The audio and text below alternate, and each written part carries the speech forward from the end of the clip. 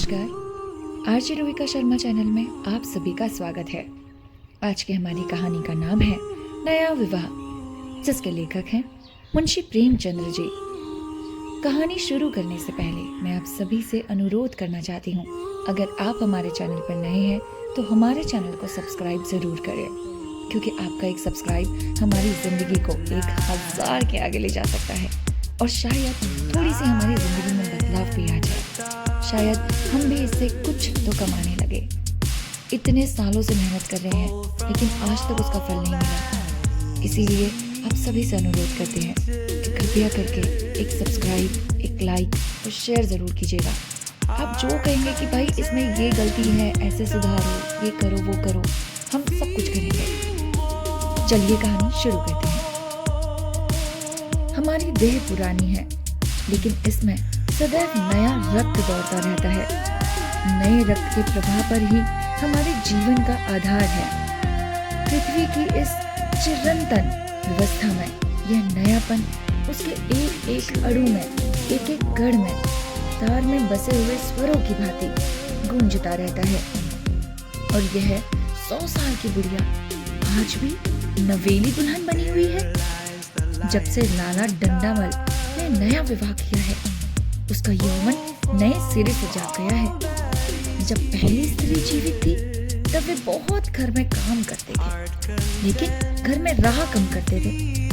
प्रातः से 10-11 बजे तक तो पूजा पाठ ही करते थे, फिर दुकान करके चले जाते थे दुकान के लिए। वहां से रात के 1 बजे लौटते, थके मांदे आते और सो जाते। यदि लीला कभी कहती, जरा और सवेरे आ जाया करो, मुझे भी तुम्हारी याद आती है, ऐसे कब तक मुझसे दूर दूर रहोगे? आखिर हम लोग तो पति पत्नी है ना, हमें भी तो कुछ समय साथ में चाहिए। कभी मेरे साथ मूवी दिखाने ले चला करो और कभी बाजार चल लिया करो। हाँ, तो बिगड़ जाते और कहते, अच्छा तुम्हारे लिए क्या दुकान छोड़ दूं या रोजगार बंद कर दूं? एक तुम्हारी फिल्म के चक्कर में अपनी फिल्म करवा दूं? यह वह जमाना नहीं है कि एक लोटा जल चढ़ाकर लक्ष्मी जी प्रसन्न कर ली जाएं। अरे आज तो एड़ियां चोटियां सब घिंचनी पड़ती हैं। अरे तेरे को क्या लग रहा है वहां जाकर अय्याशी कर रहा हूं? है दिमाग खराब करती है, जल्दी आ जाया करो। खाने को नहीं मिलेगा ना तो तब बोलेगी जल्दी जाया करो। बढ़िया, दिमाग ही खराब कर रखा है रोज रोज का। आज उनकी चौखट पर माथा रगड़ना पड़ता है हमें, लक्ष्मी माता के, तब भी उनका मुंह सीधा नहीं होता। लीला बेचारी चुप हो जाती। अभी 6 महीने की बात है।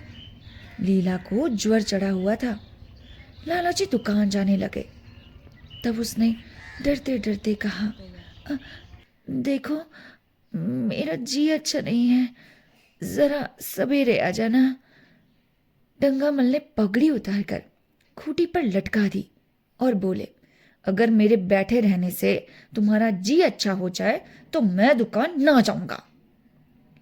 लीला हताश होकर बोली, मैं दुकान जाने को तो नहीं मना करती, केवल जरा सवेरे आने को कहती हूँ।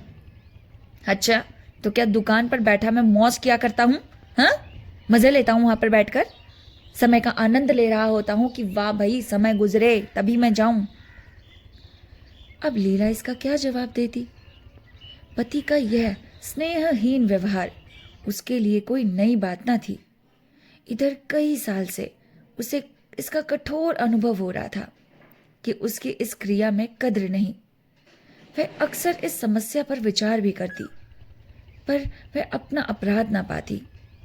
वह पति की सेवा अब पहले से कहीं ज्यादा करती, उनके कार्यभार को हल्का करने की बराबर चेष्टा करती रहती, बराबर प्रसन्न चित रहती, कभी उनकी इच्छा के विरुद्ध कोई काम न करती।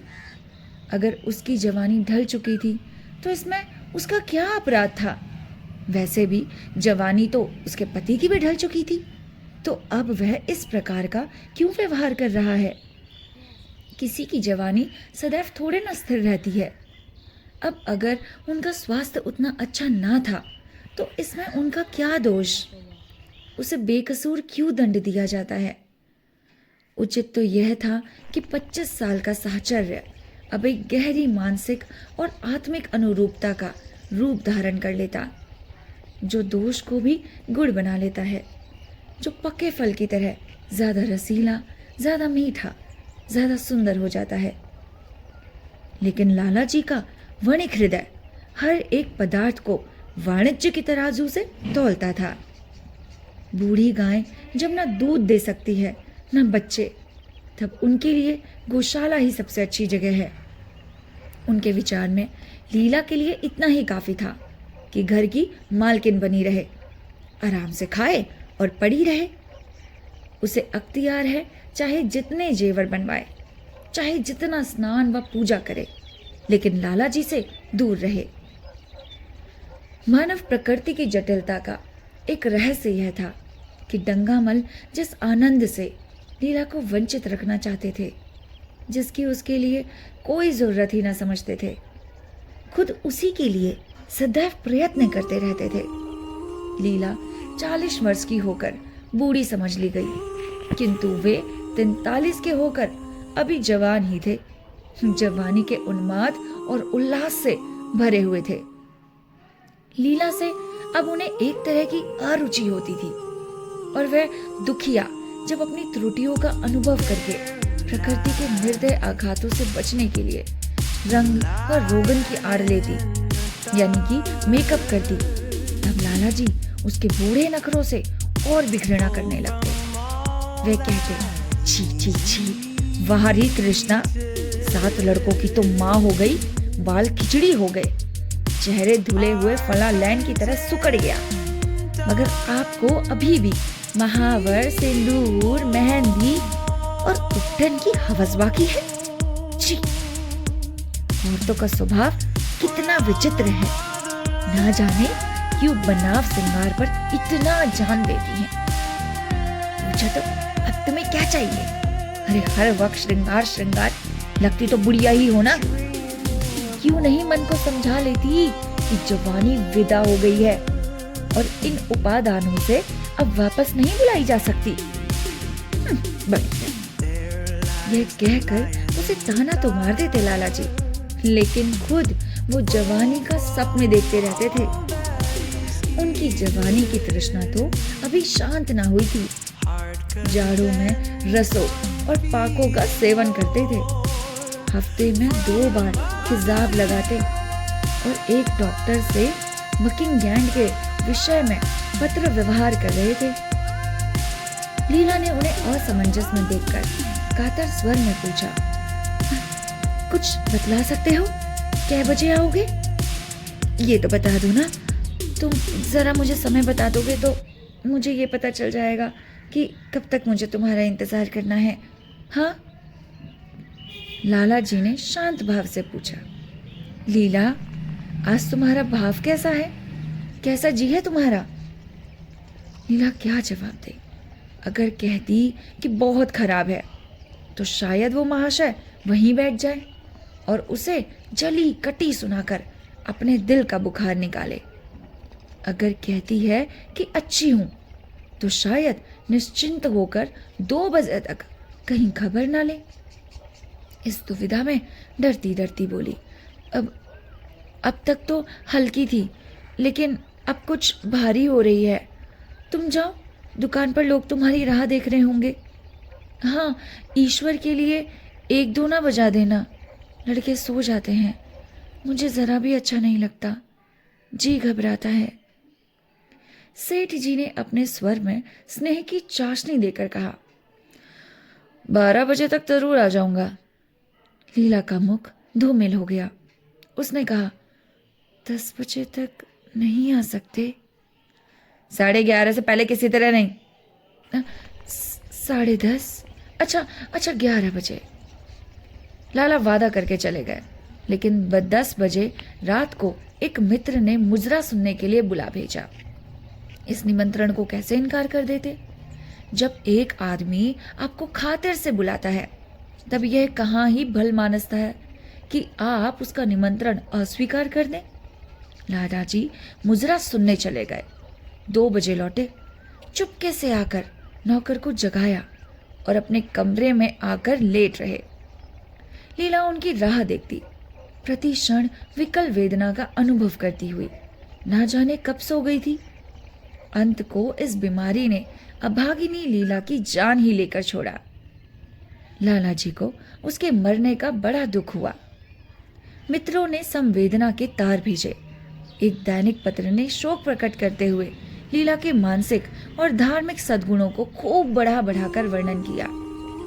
लाला जी ने इन सभी मित्रों को हार्दिक धन्यवाद दिया और लीला के नाम से बालिका विद्यालय में 5 वजीफे प्रदान किए तथा मृतक भोज तो जितने समारोह से किया वह नगर के इतिहास में बहुत दिनों तक याद रहेगा। लेकिन 1 महीना भी ना गुजरने पाया था कि लाला जी के मित्रों ने चारा डालना शुरू कर दिया। उसका यह असर हुआ कि 6 महीने की विधुरता के तप के बाद उन्होंने दूसरा विवाह कर लिया। आखिर बेचारे क्या करते? जीवन में एक सहचरी की आवश्यकता थी ही और इस उम्र में तो एक तरह से यह अनिवार्य हो गई थी।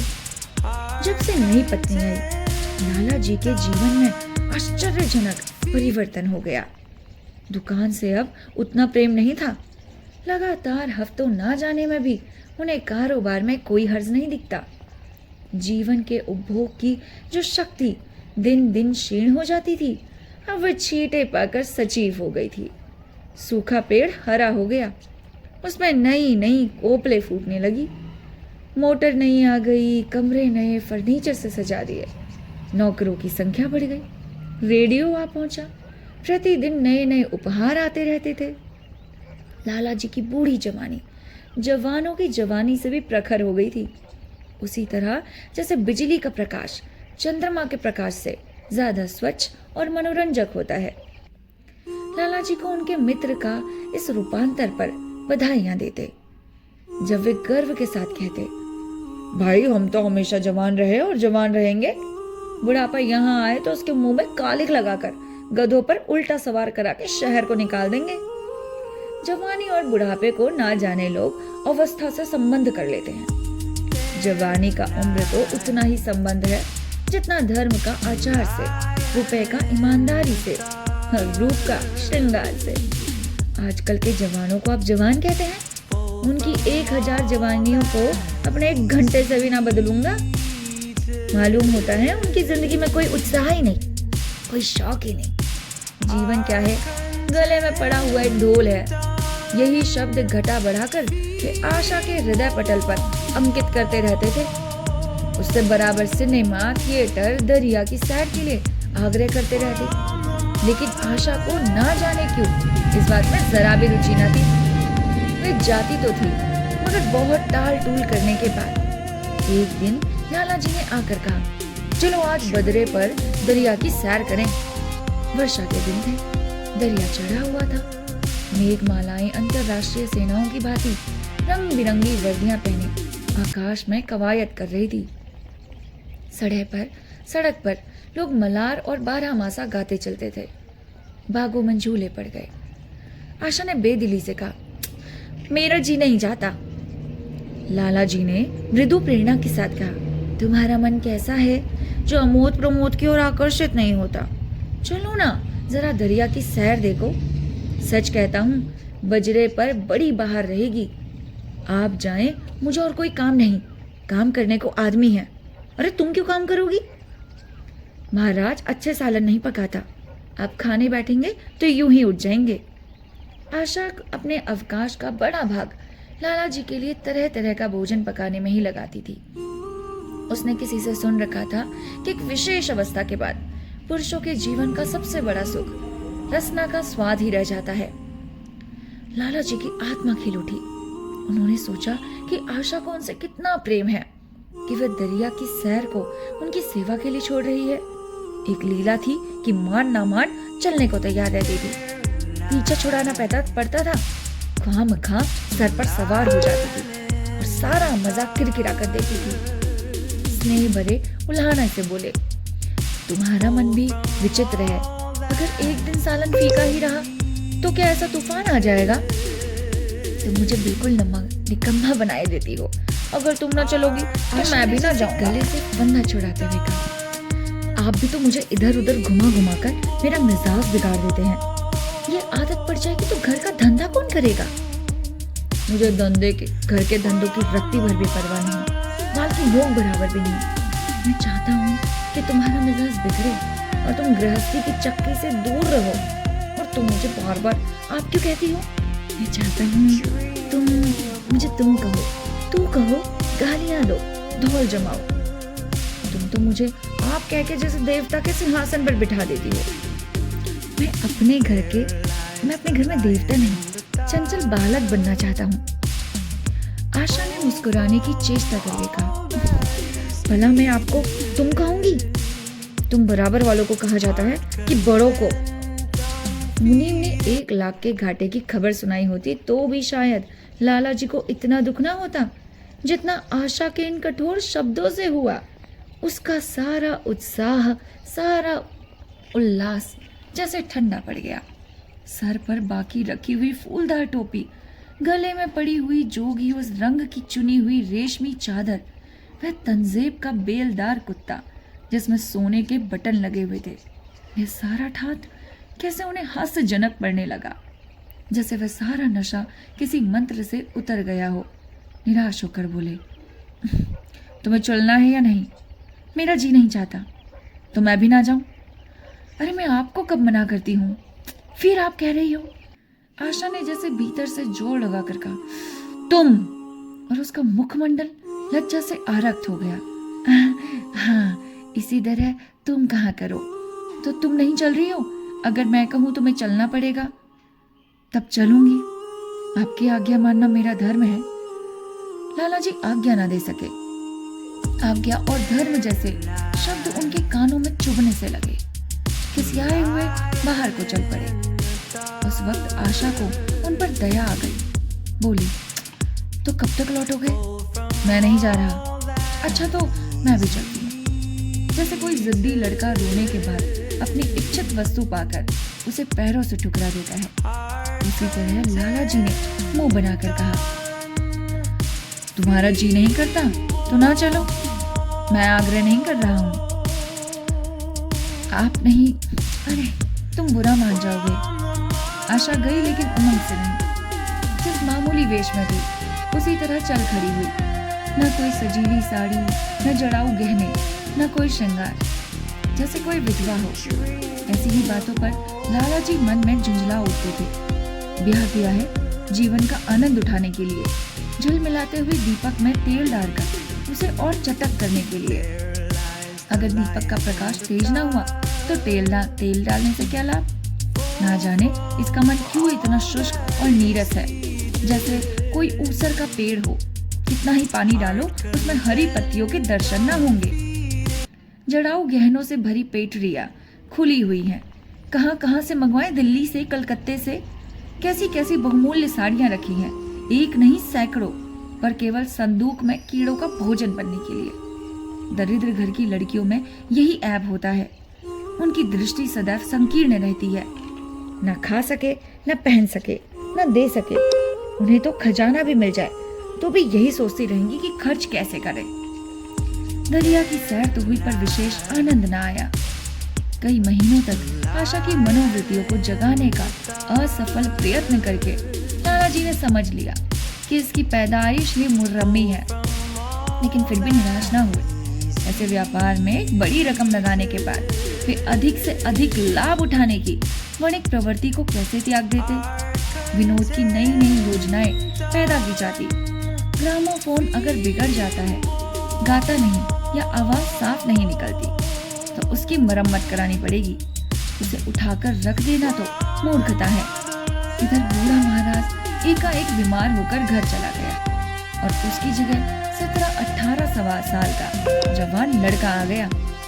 कुछ अजीब गवार था, बिल्कुल जंगल उज्जड़। कोई बात ही न समझता, जैसे उसके फलके कोई बात न समझता, जितने फुलके बनाता अपनी तरह के। हाँ, एक बात समान होती, सब बीच में मोटे होते, किनारे पतले।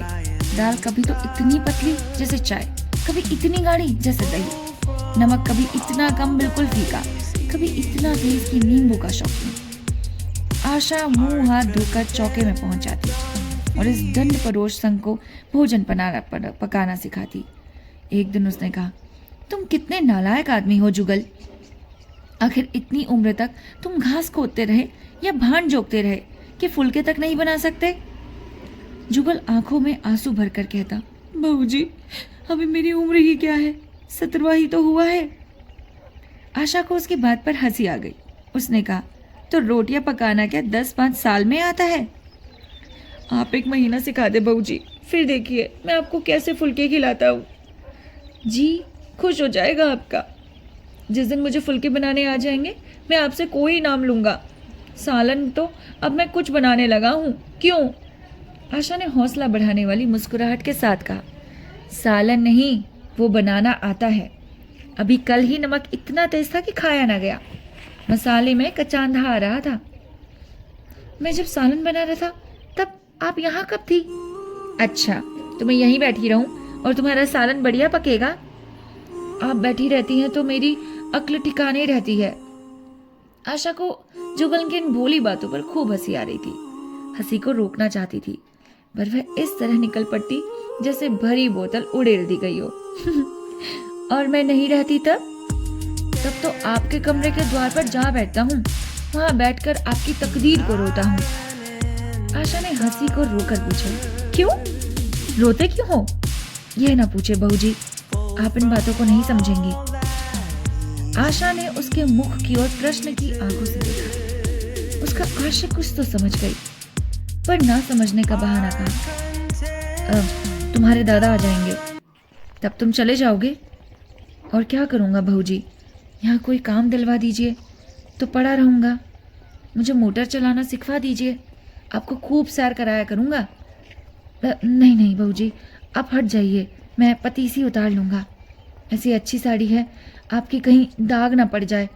दाग पड़ गया तो क्या होगा? आशा पतीली उतार रही थी। जुगल ने उसके हाथ से संडसी लेनी चाहिए। दूर रहो, फूहड़ हो तुम, कहीं पतीली पांव पर गिरा ली तो महीनों जिकोगे। जुगल के मुख पर उदासी छा गई। आशा ने मुस्कुराकर पूछा, क्यों मुंह लटक गया सरकार का? जुगल रुआंसा होकर कहा, आप मुझे डांट देती है बहूजी, तब मेरा दिल टूट जाता है। सरकार कितना ही घुड़के, मुझे बिल्कुल दुख नहीं होता। आपकी नजर कड़ी देखकर मेरा खून सर्द हो जाता है।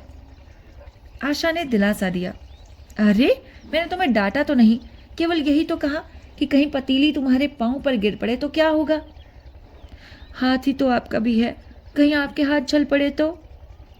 कहानी का ये पहला पार्ट है, इसका दूसरा पार्ट हम कल अपलोड करेंगे। तब तक आप इस कहानी को ज़्यादा से ज़्यादा शेयर कीजिए, हमारे चैनल को सब्सक्राइब कीजिए, लाइक कीजिए और कमेंट करके बताइए कि आपको हमारी कहानी सुनाने का अंदाज़ा कैसा लगा। चलिए मिलते हैं आपसे कहानी के पार्ट 2 के साथ। तब तक के लिए नमस्कार, अपना ख्याल रखिएगा।